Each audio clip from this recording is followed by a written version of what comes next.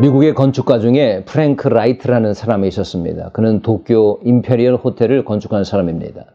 그가 1890년 호텔의 건축을 의뢰받았을 때 기초공사를 하는 데만 2년이 걸렸답니다. 물론 기초공사가 중요합니다. 하지만 건축 본 작업이 아닌 기초에만 2년을 허비했다? 그러니 주변에서는 그를 비난하기 시작했던 것이죠. 하지만 프랭크 라이트는 아랑곳하지 않고 계속 진행을 해서 드디어 4년 만에 공사를 완료했습니다. 하지만 늘어난 공사 기간으로 인해서 건축 비용이 예상했던 것보다 2배 이상 소모됐기 때문에 건축인들 사이에서는 실패한 건축물의 대명사로 통하게 되었다는 것입니다. 하지만 1952년에 대반전이 일어났습니다. 바로 도쿄 대지진이 일어났기 때문이죠. 도쿄의 대부분의 건축과 건물과 도로가 다 파괴되었는데 이때 전혀 꿈쩍도 하지 않고 당당하게 지진을 견뎌낸 건물이 있었으니 바로 실패와 낭비의 상징으로 통했던 그 호텔, 임페리얼 호텔이었던 것입니다. 이 일로 인해서 그 건물을 지은 건축가 프랭크 라이트는 건축업계의 신화적인 인물로 다시 재평가되게 되었다는 것입니다. 왜 이런 반전이 일어났을까요? 바로 기초가 잘 되어 있어서 그 어떤 흔들림에도 건물이 잘 견딜 수 있었기 때문입니다. 우리의 신앙도 마찬가지가 아니겠습니까? 신앙의 기초가 잘 되어 있다면 그 어떤 영적인 지진에도 흔들림 없이 잘 견딜 수 있는 것입니다. 바로 말씀과 기도의 기초, 말씀과 기도의 기초 위에 잘 세워진 신앙은 그 어떤 낙심될 상황이 와도 결코 흔들리지 않고 묵묵히 이겨낼 수가 있는 것이죠. 성경에서 가장 큰 지진을 맛봤던 사람을 꼽으라면 바로 욥을 들 수 있을 것입니다.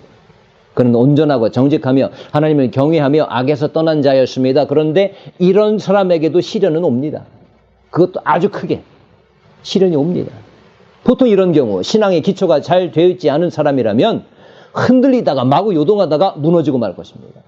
욥의 아내가 바로 그런 인물이었죠. 이런 어려움도 막아주지 못한 하나님?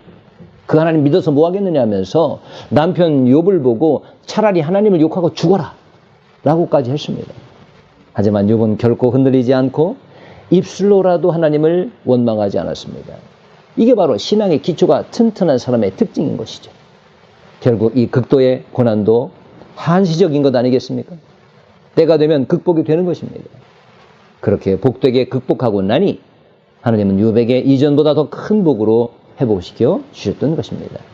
그는 140세까지 살면서 4대 손까지 봤을 뿐만 아니라 아주 풍요로운 노후를 보내게 되었던 것이죠. 신앙은 긴 여정입니다. 단거리 경주가 아니라는 것이죠. 긴 마라톤과 같습니다. 그래서 튼튼한 기초 위에 세워져 있지 않으면 금방 무너지고 맙니다. 신앙은 인내도 할 줄 알아야 하기 때문이죠. 재미없어도 묵묵히 헌신할 줄 알아야 하는 것이 신앙이기 때문입니다. 싫은 소리를 여러분 들어도 흔들림 없이 그 자리에서 꿋꿋이 이겨낼 줄도 알아야 하는 것이 신앙입니다. 결정적으로 기다림이 필요합니다.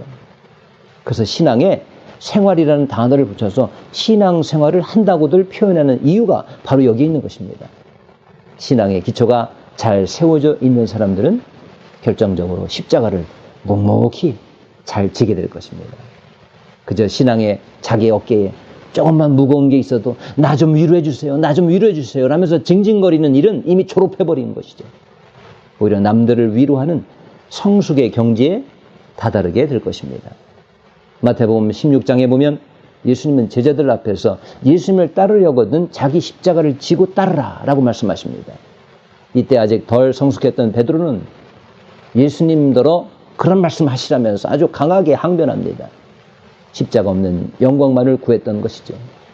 하지만 예수님은 누구든지 제 목숨을 구원하고자 하면 잃을 것이 주를 위하여 제 목숨을 잃는다면 찾을 것이라 라고 말씀하셨습니다. 그렇습니다. 진정한 예수님의 제자가 되려면 화려한 영광만을 구해서는 안 될 것입니다. 신앙의 튼튼한 기초 위에서 자신의 십자가를 질 줄 알아야 할 것입니다. 물론 십자가는 부담입니다. 하지만 그 뒤에 올 멋진 영광을 생각해 보시기 바랍니다. 그리고 그 영광을 바라보며 묵묵히 이겨내시는 여러분 되셔서 이전의 고통과는 비교될 수 없는 아주 큰 영광이 여러분들을 기다리고 있을 줄 믿습니다.